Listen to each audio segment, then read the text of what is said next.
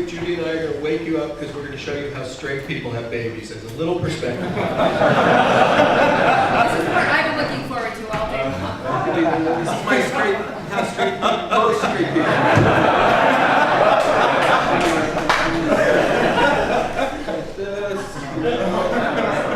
So if you forget, this is what. Yeah, I got the glasses. That's too good for us. Yeah, right. There we go. Okay, that's it. That's as far as and I would have shaved if I had known we were going to do this up here. I would have worn something a little bit. Anyway, Charlie's going to go.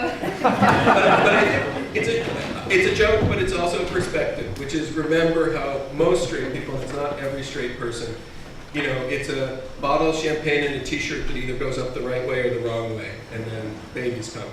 And you know, the perspective, as we can see from here, the mood lighting is fluorescent lights. We all have notebooks and iPads and the internet, and that's how gay men start. So, you know, little perspective.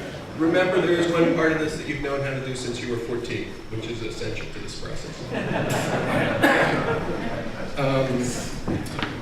Part of the reason I say that is that you're being asked to make an irrational decision in a rational manner. Because in one way, having a child, and I have a 17-year-old, totally irrational. Do you want to devote $250,000 in the next 20 or 30 years of your life to a total and utter stranger? Irrational. At some point, you have to say, okay, I'm doing all the rational, looking at the sponsors and all that, and then you have to leave because it's inherently irrational. Another perspective, it's monumental that there are two organizations, and I don't mean to leave the women in the room out of this, but probably in the history of the world, this is the first time that men have taught other men how to have babies, you know? And there are a lot of things that, you know, you could say are the first in the world. This truly is, and men having babies internationally, Gay Future Dads, which is an organization I'm affiliated with, men teaching men to have babies. This is monumental stuff. What I say to my clients, and I would say to you very seriously, for you to get the most out of today, you have to be able to talk about like the 10 hot button topics in social, cultural history. You know, you have to be able to talk about gender and race and class and sexuality and sexual acts and drug use and alcohol use and genetics and money and age and STD. You know, so you got top 10 list, and being gay is not even at the top of that list.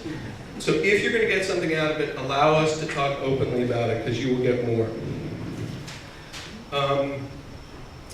And the heart of what I am saying is to put the rest of the day, which is largely about domestic surrogacy, in the perspective that there are other ways to have babies, that they cover a spectrum, other ways that gay men have babies. It covers a spectrum of all those things like race, gender, class, and money, and needing to talk honestly about the money part of it.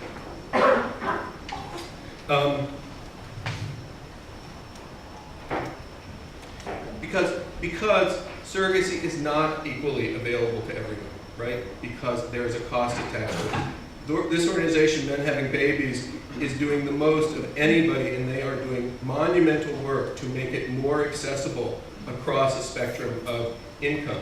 And they are the ones who are doing it, and in incredibly creative ways they will talk about with the help of the sponsors. But there are other ways. Foster-adopt, you know, foster-adopt. They pay you essentially to have the baby, have the child, healthcare, free healthcare until the kid is 18. I truly want to say, the kids who come out of foster care, you take a 5-year-old who has not gotten love and attention, you give that child the kind of love and attention that everyone in this room is capable of doing, and in 2 years, the kid is totally different. So don't write it off. I have a friend who I think of when I say that. He says I should say 4 years, the kid is totally different. And two-thirds of the foster care placements in San Francisco County are by same-gender couples. So we are not off to the side of that. We are front and center. Co-parenting, you know, that's Judy and I in a different world, finding each other and deciding to create a child together who we share 50-50 or in some manner, or me being a donor dad for her child, but being a known person. Those are available, relatively low cost. Do not involve champagne. Right. There's adoption. Generally consider international adoption not an option for gay people. It's barely an option for straight people. We can talk more about it, but I'm not going to. So then you get to domestic adoption, which is domestic newborn adoption.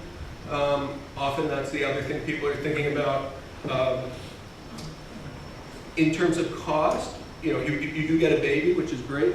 Typically, in terms of cost, what I say is, if everything went your way, it would be a $5,000 cost. But that would be, a whole bunch of things aligning. It's realistically in the $10,000 to $20,000 range, and up. Any ranges I give you, I'm giving you the low end of a range. Which is an important part of this, which is in any project, and here now I'm going to make a comparison to a home remodeling project, so stay with me. You build in a contingency. Do not embark on this with no slack for something that doesn't happen, because I guarantee you something else will happen and it will cost money and you will find it, and you don't want to be stuck thinking of it then, in my opinion. So domestic adoption keeps going up from there. More realistically, 30 to 40,000, and you have to count how many times any of these systems fail. And all systems can fail, and then you have to incur some of the costs again. Quick on surrogacy, we're mostly focused on domestic surrogacy. Just a word about international surrogacy, and this organization is strictly impartial about different ways that people have children. I'm going to stick to that. When you hear about international surrogacy as an informed consumer, you have to divide it into two things. Most international surrogacy you hear about are people coming to the United States because our system is more legally predictable, more medically certain, and it's illegal in the countries they are in. So most of what you hear are people coming here to take advantage of the system that's widely, around this room. Most US people who go internationally are doing it to save money. So what I will say is, it's got the widest range of opinions on it. There's probably the least amount of information, certainly on the Men Having Babies website. It's hard to get information, and I don't think they participate in your financial program. So, but it's out there, and if it worked, the numbers you hear are $30,000 to $50,000. They're going to talk about the domestic surrogacy. I've got 1 to 2 minutes, which I'm going to stick to. And truly, they are, by the transparency and the information that Men Having Babies collects on their websites, by the financial assistance and discounting that they get with these sponsors who are here, and with their financial assistance program, they are doing more to make this accessible across the financial spectrum. So you can go through those criteria with any of these. One of the last things I'll say is, I also encourage gay people to think about it from the perspective of our children, because they are not here. In short, I think, none of us are going to lie to our kids about how they were born. Eventually, they're going to figure it out. If they have two parents of the same gender, they're going to figure it out. And none of us are going to walk down the street and be seen as a standard family. And you need to think about the power of that, because it gives you a lot more power to do things like not make these arrangements anonymous and consider interracial situations. And the reason I stress that is it's for the kids. Because what the studies show is kids can deal with any creation story as long as it's the truth. What kids can't deal with is a lie. So, and we have the opportunity in this room not to lie to our kids. Age-appropriate information as they grow up. Okay, so I am just about done, I promise. First $100 check you should write should be to each of these organizations locally, to our family coalition. You can join them without having a baby. Everybody thinks you have to have the kid. It's the greatest information source locally. Men Having Babies is fabulous. One of the best ways to have a baby is to join the Gay Future Dads Organizing Committee. We have about an 80 to 90% success rate of people who actually join our organizing committee or host our events.